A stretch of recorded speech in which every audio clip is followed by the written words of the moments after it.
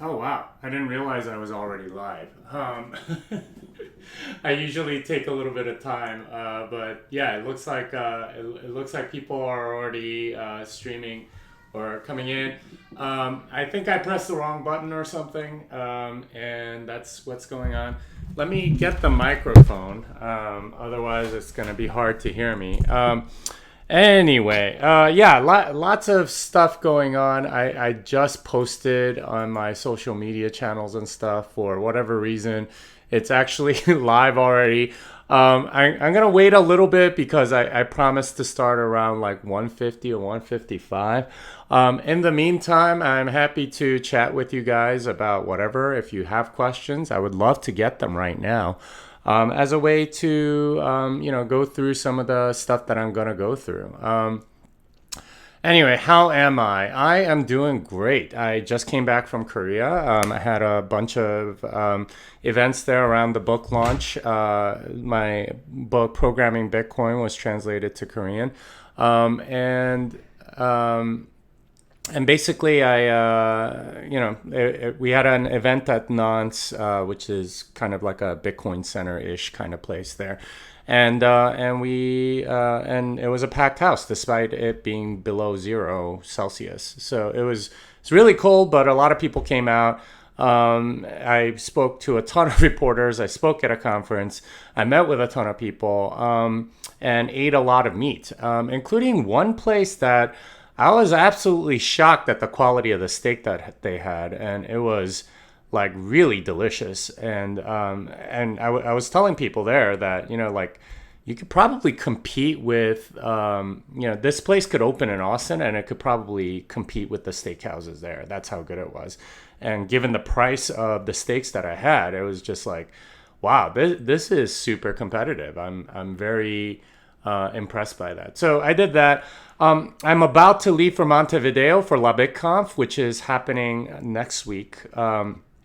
Or, I mean, this week, I guess. It's later on this week. So I'm going to fly for most of tomorrow, and I should be in there like Wednesday morning local time. And basically, I'm going to be at La BitConf, and I will be giving my talk there and so on. All right, let's see. Any other? Where's the hat? It's right here. Again, it was one of those things where I didn't realize the whole thing started. So we'll be getting to the actual thing soon, but I wanted to do some questions beforehand because I wanted to give people a chance to catch up. All right, what's the best crypto outside of BTC? I think I've said this before. I mean, everything like saying that Bitcoin and all these altcoins and shitcoins and stable coins and all this stuff that to imply that they're in the same category, I think is an error. Basically, uh, Bitcoin is decentralized. Everything else is centralized, and that's a big divider. One, you're self-sovereign. The other, somebody can take away your money, and that. So I try not to put those into the same category. So what you're really asking is kind of like, what's the best centralized coin? Well, I mean, in a sense, that's constantly changing, right? Like whoever happens to be in charge might be doing something X, Y, or Z, changing, adding features, hard forking, adding new things, whatever. So it's really hard to say. Let's just put it that way. It's kind of like evaluating like pink sheet stocks or something like that. I mean, I could, I suppose, go do the research on every pink sheet stock and figure out which one's the best. It's just not worth my time. They're on the pink sheet for a reason.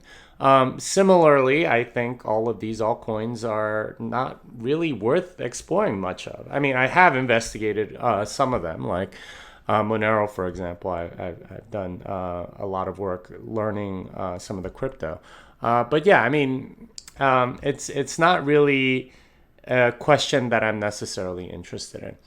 All right, when are you going to Europe? I will be in Europe for Advancing Bitcoin, which is happening in February. Yeah, so that's it. All right, I'm building a web app payment service for a school project.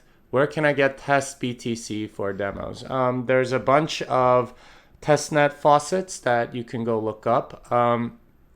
you can do. I have one like pointed to with my domain. So like faucet.programmingbitcoin.com will take you to a faucet that works. I've tried to keep it updated. I think it goes to one where you will get that. If you're in desperate need of testnet coins, go to IRC, go join the Bitcoin Core Dev channel, or one of those channels. I think it might be Bitcoin Core channel or something like that, and just ask for testnet coins. There are people with thousands of them that if you ask nicely, they'll just give you some. Okay, so that's about it. Let's get actually started on the show. So here is my newsletter, Bitcoin Tech Talk. It comes out every Monday, and I do a show around it every Monday as well. But yeah, you can get it into your inbox every Monday morning. You can sign up for it in the show notes. There are various things there. All right, so let's show a couple of things. Programming blockchain. The next seminar is going to be in Las Vegas, February 2021. In conjunction with Unconfiscatable, which is Tone's conference that's happening there. So if you are interested in learning programming blockchain from me, then I would suggest that you go ahead and go to that link and sign up. Little Bitcoin book. This is the book that I've been shilling. This is the book that I wrote with 7 other co-authors in 4 days. It's available on Amazon. Very quick read, great Christmas gift, great stocking stuffer. It's only $11.99 on Prime. That's for the actual book. $8.99 for the Kindle. $5.49 for audiobook. So audiobook seems to be the really cheap one right now. Let's see, what other stuff do we have? And of course the Programming Bitcoin book, which was recently translated into Korean, is available on Amazon as well. All right, so let's take a look at the actual stories. All right, so we'll get into EasyPaysy. I do want to talk about that because there's a little thing that I want to read right here. So I'll do an actual read through of that. But it's essentially a way to do. Right now, addresses are either Bech32 or Base58, which is kind of complicated. This is a really, really clever way to abstract all of that and have more memorable addresses. So we will definitely be talking more about that later on in the show. All right, so utxos.org. The wait is over. Object Template Verify is a simple improvement to Bitcoin, which will power the next wave of adoption. The underlying technology is carefully engineered to be simple to understand, easy to use, and safe to deploy.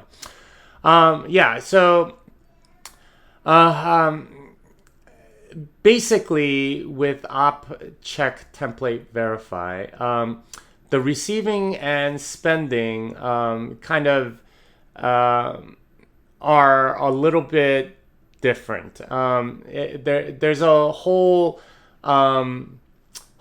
thing around it. I think the motivation here, covenants are restrictions on how a coin may be spent beyond key ownership. Covenants can be useful to construct smart contracts, as covenants are complex to implement and risk of introducing fungibility discriminants. They have not been seriously considered for inclusion in Bitcoin. This BIP introduces a simple covenant called a template, which enables a limited set of highly valuable use cases without significant risk. A few examples are described below. So congestion controlled transactions. It's really, really cool. And Jeremy Rubin has done a lot of work on this, and he gave a presentation on scaling Bitcoin, which I found really interesting. But essentially, you can send to lots and lots of people without taking up so much space on the blockchain until the need to actually send arrives. At that point, you reveal sort of the path by which your thing can be spent. So it can cause massive scaling. Instead of paying on the front end of when you actually send to like millions of people or whatever, you keep it on the back end and put the data into the block as part of the input using object template verify. So really cool. There's a whole website for it now, so which I find valuable. All right. Here is another one. This is why should I run a Bitcoin node? This is a succinct way to talk about running a full node and why it's important. From Ministry of Nodes, this is I think Stefan Livera. So take a look at it. It's a nice short way to grab it and understand it and explain it to people as well. Security considerations when using multisig. So this is from Shift Crypto, and they are talking about like change addresses and stuff like that. This is very similar to Michael Flaxman's work with regard to multisig and how to use hardware wallets and stuff like that. And there's a lot of little pitfalls that you have to think about as a developer or even as a consumer when you're doing multisig. Very good post to think about and read.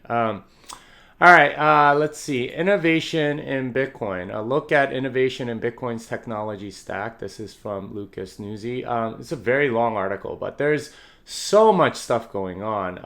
And all of this stuff is, like sort of categorized pretty well. And there's a lot of different ways in which you can think about the innovations that are happening. Anyone that's saying there's no innovation going on in Bitcoin just does not have any clue about what's going on. And this is real innovation, unlike, we're starting an ICO or something like that. So really good stuff. I would encourage you to read this and use this as an argument against the stupid ETH that think that they're being innovative by doing something very centralized and stupid.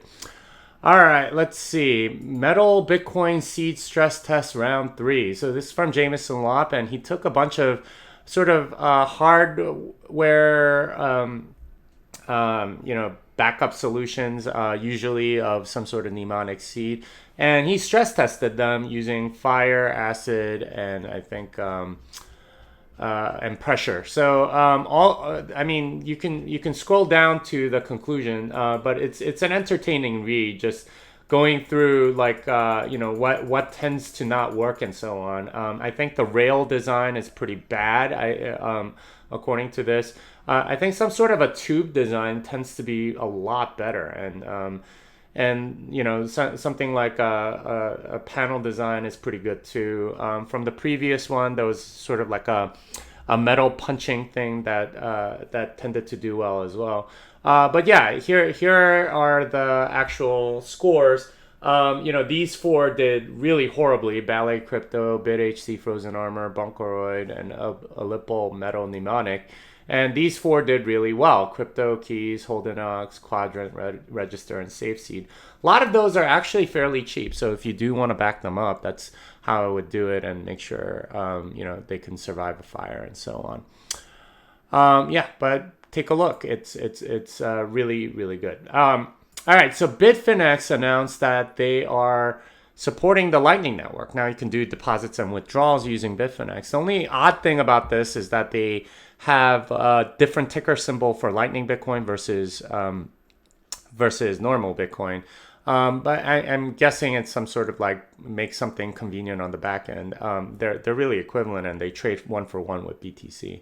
But with that comes Bitrefill, which allows you to essentially use Lightning Network for gift cards and so on. So this may become a rail by which you can spend Bitcoin at 2,000 merchants or something like that really, really quickly. If you have a Lightning channel open with, say, Bitfinex or something like from Bitfinex, then you can essentially go get a gift card almost instantaneously and pay for it. So I still think that's from a UX perspective needs a little work, but the idea I think is quite sound. Trying to do some sort of Lightning payment system that's really quick and so on. All right, let's see. Kraken had an interesting blog post, crypto domain hijacking, and of course they took their CEO Jesse Powell's account and tried to hack Jesse into doing several things, including trolling him and trying to get him to click on this Heroku instance that they spun up and claimed the domain on. Essentially, there's a domain hijacking vulnerability, especially if you've done something like one name or something like that, where it's possible for them to go and do nefarious things and hack at your Bitcoin. So this is just like what a hacker might do. But there are certain things that you should definitely be careful about, and clicking on random links is definitely one of them. Based on that, I applaud Kraken for sort of showing us what this is all about, and please do be much more careful with clicking random links and so on, and even services that were like something a few years ago, like OneName. You really don't need to, you can't trust them forever. You know what I mean? All right. So good stuff there. All right. And finally, this was a really interesting article from Haseeb Qureshi. The general gist of it is that DeFi makes POS really, really insecure, like way more insecure, because essentially what DeFi allows you to do is borrow assets. And if you can borrow the asset of something that's proof of stake, that means you can get control of the network, provided there's sufficient liquidity. You can go do something to borrow as much of the asset as possible in order to take over the network and do nefarious things on it. And I've said this before, proof of stake security, the incentives are just all wrong, because essentially you're signing something, and you're signing is ostensibly for some reward.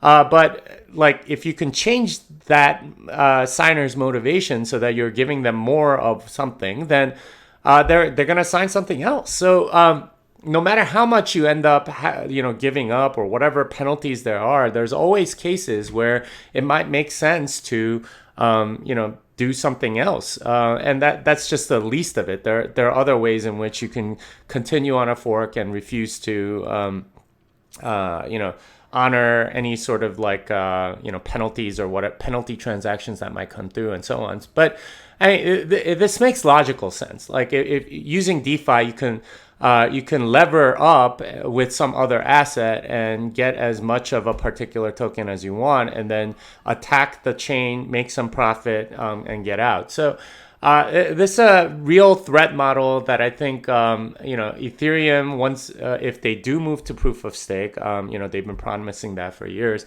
and continue on this DeFi stuff, this could be really, really horrible. So these are all things that we've been thinking about. Let's take a look at a few of the questions, and then we'll go to some of my tweets from this week, and then we'll go through a read through of the EasyPaysy real short one. All right, so a couple of questions there. Are you keeping up with the big mining BTC boom in Texas? I haven't been keeping up that much. I know they're building stuff, but that's about it. LedgerX announces change to executive leadership. I guess we'll have to find out. All right, not much more there. So let's go over to my Twitter feed, and we can go through some of the tweets that I've made in the last week or so and explain some of them if needed. All right, let's see. When did I do the show? Let's see, right here. Okay. Unpopular opinion, loans will be harder to get, and the consequences of bankruptcy more severe in a sound money economy. On the other hand, people will save a lot more, and there will be less frivolous spending. Right now, because of fiat money, one of the things that they can do for the masses is make bankruptcy fairly easy and make interest rates really, really low. Now, the interest rates currently reflect central bank money printing, but with the advent of something like sound money, it will be really existing capital, or the willingness of existing money holders to lend it out, instead of just the Fed printing money, the rate of interest there. So that means that the rates will be higher, and we're seeing this already. If you're trying to take out a Bitcoin loan from somebody that provides that service, Unchained Capital being one of them, you're going to see interest rates in the 8, 9, 10, 11% range. That's the rate of return that holders expect or demand in order to take the risk of it having not being paid and so on. So loans will be harder to get, and the consequences of bankruptcy will be more severe. And this was true in a sound money economy, back under the gold standard and so on, and even way before that, there used to be debtors' prisons and so on. Now, I'm not saying we're going to have debtors' prisons again, but bankruptcy isn't going to be so easy, and they're not going to let you discharge debt if they can't print their way out of it. That on the other hand, people will save a lot more as a result to prevent bankruptcy and not lever up and so on, because it'll be very, very hard to. Would a book titled Shitcoins be something that you would buy? 50% of you said no, so I'm probably not going to write a book like that. What will be most surprising about hyper Bitcoinization? Some good answers here, that it will take much longer than many of us hope. Let me see. Let's block this guy because he's bad. All the naysayers will claim they knew it all along. The intelligent and libertarian freedom fighters that turned rich and came to hold the power. That might be true too. But really good answers, kind of a fun thread. I like to post questions like that once in a while. Prices of things should go down over time as technology improves. When prices go down, savings becomes easier, allowing for more capital accumulation. Now, there was a reply by Anthony Towns. Wages should go up over time, reflecting the increasing value of human capability and expertise. When wages go up, savings becomes easier, for allowing for more capital accumulation. And Ben Westgate said wages should fall too if workforce grows faster than labor productivity. My gut feeling is that wages shouldn't fall as fast because worker productivity has been going up astronomically, and basically the difference between CPI and monetary expansion is all sort of like labor productivity gains. So I suspect that won't necessarily happen, but something interesting to think about. You will be able to save a lot more easier because prices go down over time, and wages shouldn't go down quite as fast. Had a great time for the launch of the Korean translation of Programming Bitcoin. Thanks, Crypto Soul, Ekang, and Non's community. I love you, Korea. Had a really good time. That was a wonderful event. You can see that it was a packed house. Despite it being really, really cold. And if you know about Nance, it's kind of situated at the top of a hill, so a lot of people had to walk up all that. So it was fun. Greed is not good. It gives rise to scams and people who defend and rationalize scams. Honest work is good. It encourages skepticisms toward the greedy. Fiat is greedy money. Bitcoin is honest money. And this is something that I've been saying for a while. A lot of people like Barry Silbert said greed is good, quoting Michael Douglas, I think, from Wall Street or something like that. I don't think greed is good at all. It's trying to get something without earning it, really, and it's essentially people doing scams and something like that.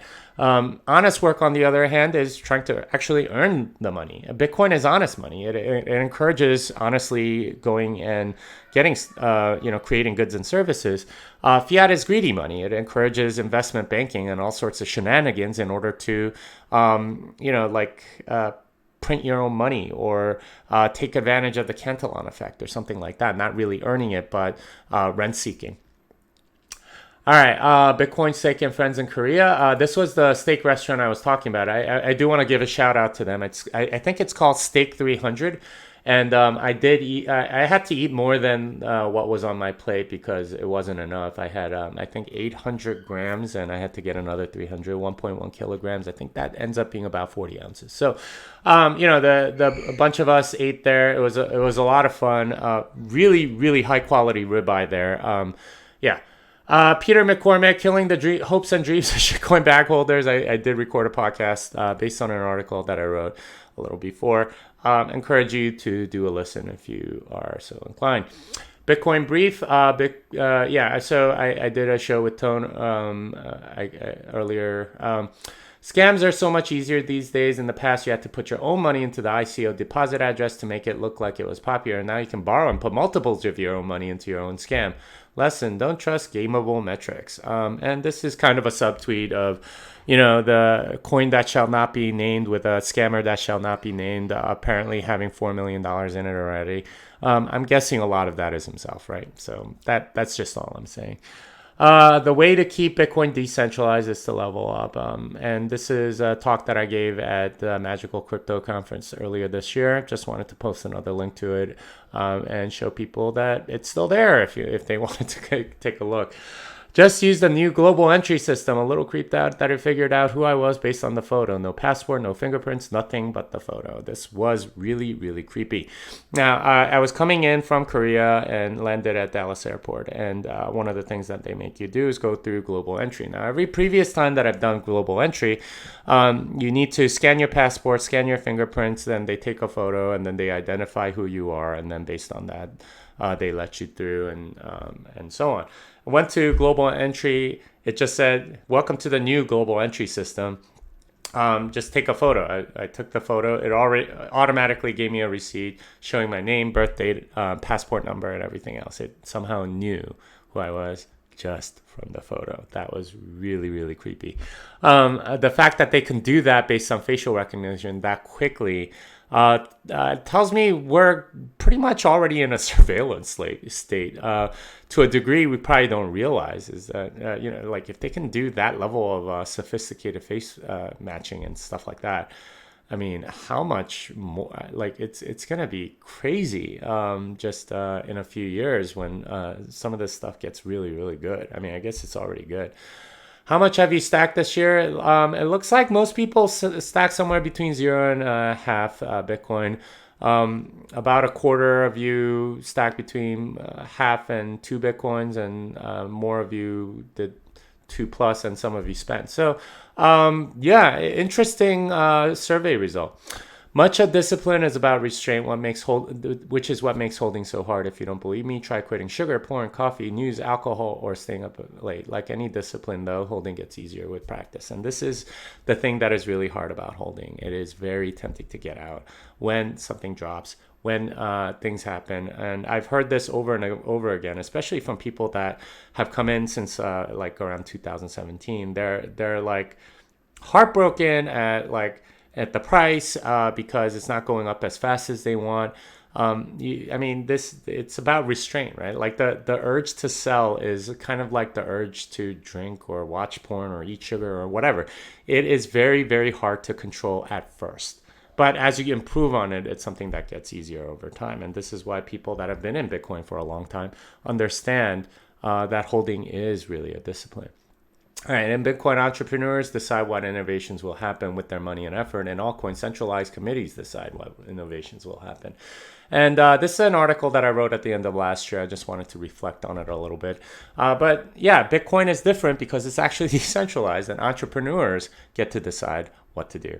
In altcoins, it's if they don't like if the central committee doesn't like it, they'll, make it hard for you, difficult for you, or another central committee, if you happen to be popular, another central committee might recruit you, something like that. It's all centrally controlled, right? And that's very different than Bitcoin, and that's what I was pointing at. All right, so that's it for my Twitter feed. Let's just see if there's anything. All right. Let's read this post. Why EasyPaysy today is the day EasyPaysy gets public. Many of us believe Bitcoin is being dragged by a terrible UX, user experience. That isn't unique of Bitcoin. Most technologies have a similar beginning. The internet didn't really explode until the invention of the World Wide Web almost 30 years after its creation, ditto for the car, phone, and so many other technologies. Many in the industry have recognized this problem and believe that Bitcoin needs a radical change in its UX before it can reach its full potential. Not to say that there haven't been improvements. HD wallets and the BIP39C format are a great improvement over the early wallet software, where many lost their funds for not properly backing up their data. Also, UI, user interface, of most modern wallet apps are way more user-friendly than they used to be. However, There isn't yet a widely used standard to hide the addresses from the user experience. Bitcoin addresses are not really meant for humans. Nobody should be forced to make or receive payments to a crypto address, much as nobody expects you to navigate the World Wide Web just by using the IP address. Yet, here we are, a decade after Bitcoin was born, still sending and receiving money using Bitcoin addresses. EasyPaysy comes to offer a way out of this terrible UX that scares so many potential users away, forcing them to keep their funds at an exchange for logical fear of mismanaging and losing them. This is still the beginning of the journey. For a protocol to be useful, it needs to find wide adoption. So please, have a deep look at it and help whatever way you can. Let's join the Bitcoin 2.0 revolution. All right, so just to describe what this is, it's a UX improvement, and we can go to, I think the only GitHub thing is the actual website. But basically, what if you go to the mailing list and read the post there, essentially what it's doing is saying, look at this particular transaction and this particular block, and it will reveal the public key that you need to send to. Now, if you have the public key, that's enough. That's kind of like an address, and there are all sorts of interesting things you can do with it, like hiding the actual place that it was sent and so on, using public key cryptography and, doing sort of like shielded, it's not exactly a shielded transaction, but it's using some sort of blinding in order to not reveal to anybody else that you're except you and the party receiving it, that it's being received at a particular address and so on. So some interesting improvements, but the key thing is all you need is a block number and the transaction within that block to figure out like where to send it. And the way Bitcoin works is that each block has a group of ordered transactions. So the very first one always has to be the Coinbase transaction, and then the rest have to be ordered in what's called the topologically sorted way.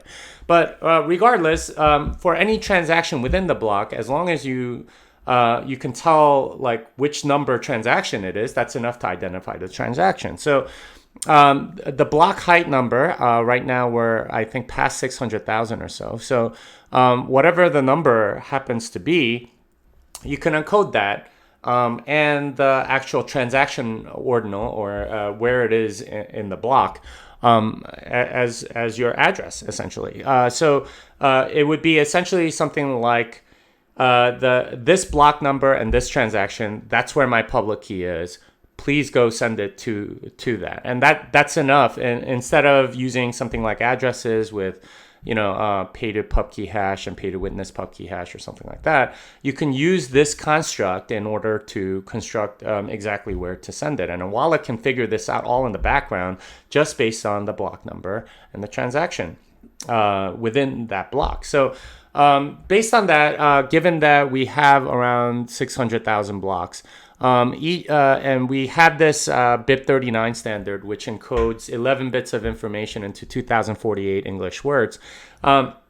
We can easily, in 2 words, identify the block.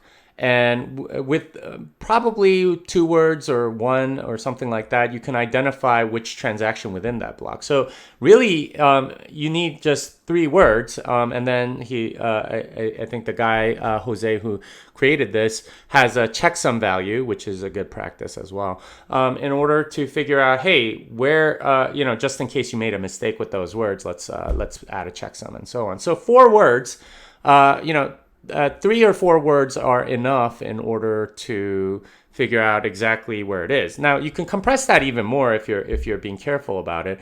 I think if you have 22 bits, and right now 600,000, a million is about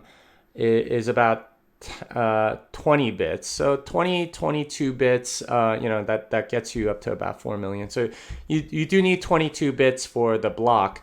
You should, I think the most number of transactions in a block is less than 10,000. So that ends up being what, like 2 to the, 16,000 is,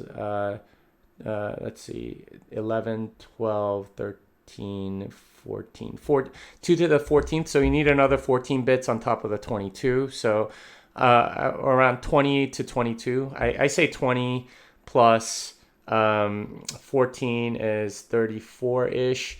And you probably need less than that. You could probably take off a couple of bits. So it ends up being around 32 bits plus maybe a couple of checksum. Well, maybe not a couple. Probably need more than a couple of checksum bits. Something around. You could probably fit it in 3 words, but the checksum's not going to be great. But 4 words will certainly do it. And like just having 4 words as your address, right, or your account that people can send to, you can just say 4 words from that dictionary, and it should identify exactly where it is. That's huge. That would make it so much easier. Pay me. It's 4 words from that dictionary. Apple, Apple water wife Bitcoin, something like that, and that would be enough to identify exactly where it is. And you'd have checksums and all that stuff, which you can just put on your website and so on. He's made it extensible, so you could do like other coins as well. Similar idea. I think especially if you're using a blockchain with lots and lots of blocks that are happening very, very quickly, or have giant number of transactions in a particular block, that's going to be kind of getting unwieldy very quickly. So say you have like gigameg blocks, for example. That would make it very, very difficult because there could be like, a million transactions. That's another, maybe like 3 or 4. That would be another tax of like 2 more words, something like that. So it ends up being something on the order of like 6 or 7 words instead of 4 words that you can probably get away with in Bitcoin, maybe even 3. So all that said, this is a really interesting proposal. Let me shill some of my stuff again. Programming Bitcoin is available on Amazon, as is Little Bitcoin Book. I will be doing Programming Blockchain Seminar at Las Vegas, February 20 and 21st. Lastly, I am going to be at La BitConf next in a few days. Hope to see you all there. If you are not aware, it is the South American Bitcoin Conference, December 12th and 13th in Montevideo in Uruguay. I'm really looking forward to this conference. Everyone tells me how fun it is. I am on the website here. So it's going to be great. And I'm looking forward to the meet. And there's a lot of, dancing and stuff like that. The conference after that I'm going to is Advancing Bitcoin. That's in London, February 6th and 7th. And after that, I am going to Tone's conference, Unconfiscatable. That's going to be in Las Vegas, obviously. And we're going to have like a, tournament. I guess there's a poker tournament and all this other stuff. And we're going to do a lot of different things. So please sign up if you are so inclined. Anyway, that was a lot of fun. I always do enjoy this. I'm not sure if I'll have it at the same time next week. If I do it next week, it'll probably be Tuesday. Hopefully that's good. And we'll continue doing this show in the manner that I've been doing it. Hope all of that helps you. This song is done.